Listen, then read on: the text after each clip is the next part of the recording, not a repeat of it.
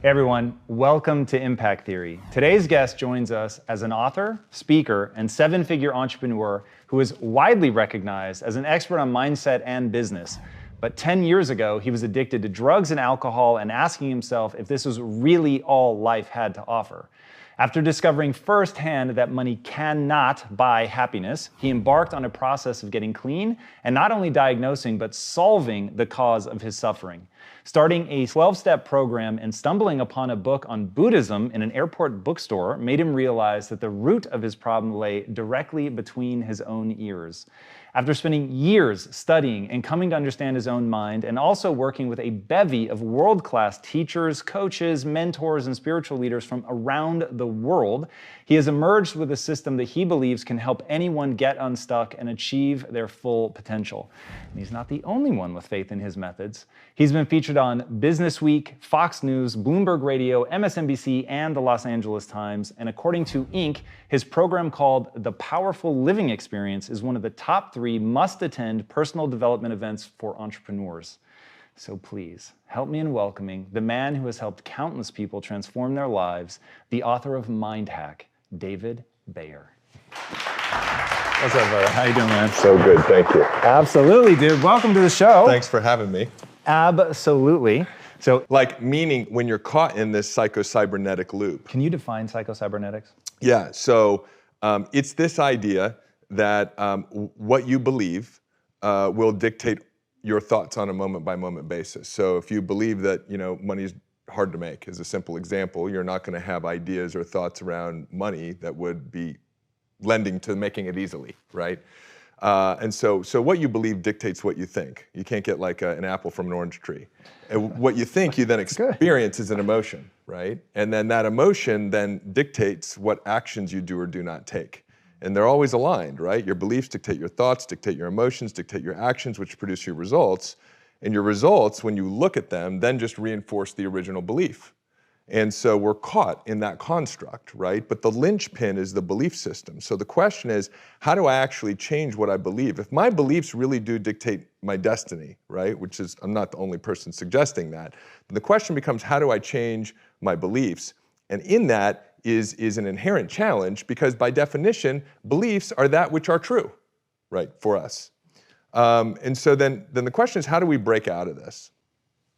My way of breaking out of it was at one point to understand, and I'll start to kind of walk you through the structure of it, to understand that there were only 2 states of emotional beingness that I could be in at any given point in time. I would either be in a powerful state of being, states like joy, curiosity, excitement, calm, peace, passion, or I would be in a primal state of being, boredom, anger, frustration, some form of fear. I'm always in one of those 2 states, and I'm never in 2 states at one time. Now, those map beautifully to the sympathetic nervous system and the parasympathetic nervous system, right? So at any moment, we're either in fight or flight or we're in rest and relaxation. Through my journey, what I realized was the only cause of that switch to be flipped was my own thinking. The meaning that I was giving the experience. The experience itself wasn't dictating whether I was in a primal state or a powerful state, whether I was in sympathetic fight or flight or parasympathetic rest and restoration or relaxation. It was the meaning I was giving the experience. And so that meant that all of my personal suffering was within my own control. I needed to start controlling the meaning I was giving the experiences of life. As we started doing this work early, I didn't see this initially in the work that I was doing with myself, but as we started building a team of coaches and as the coaches were coaching people, what we consistently saw was that the quality of the thinking that was causing people to move into a primal state, which was really the only problem.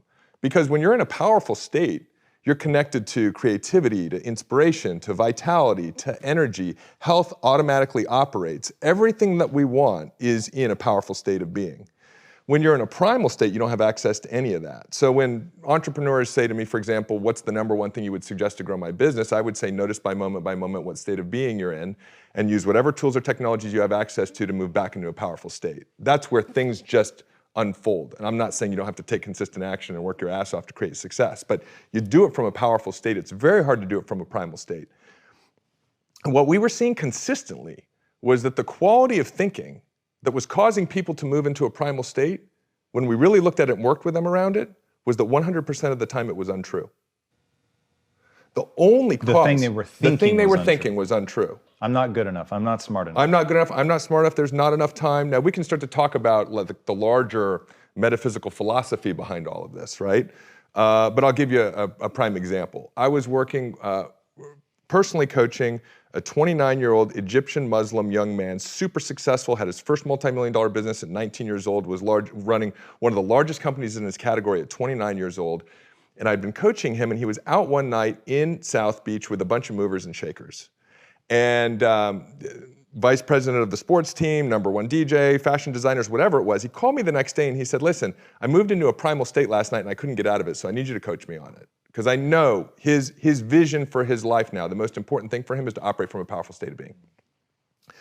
I said, okay, so what happened? He said, well, I was there and I noticed that I started having anxiety. So I know I moved into a primal state. I said, what'd you do next? He said, I took a look at the thinking that was causing it. I said, what did you find? He said, I was thinking that I don't belong here. I was like, okay, got it. So then what did you do? And what we teach a couple of things, but what we teach at the highest level of this work is that you're able to actually see the thinking that's not true as not true. And that's different than a lot of the other modalities I tried to use to evolve.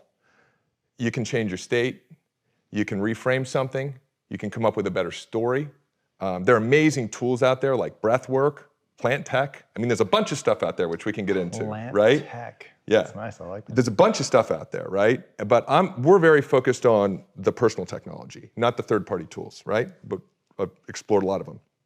So what we believe is the fastest way for you to eradicate a limiting belief is to actually see the limiting belief as untrue. And the moment that happens, there's a reorganization in your brain, like you can't unsee it. Once you see the lie as a lie, right, there's a huge shift. It reorients you to the experiences of your life. It reorients you, to money, to relationships. So I said to him, so what happened when you saw that you were thinking, I don't belong here? And he says, it seemed true.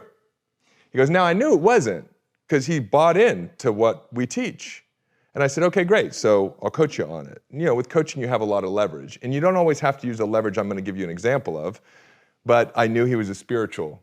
His faith was very important to him. So I said, let me ask you a question. You believe in God, don't you? He said, yes. I said, the omnipotent, omniscient, kind of all-knowing type of God? He goes, absolutely. And I said, then how did your God put you in the wrong place on Friday night where you actually don't belong?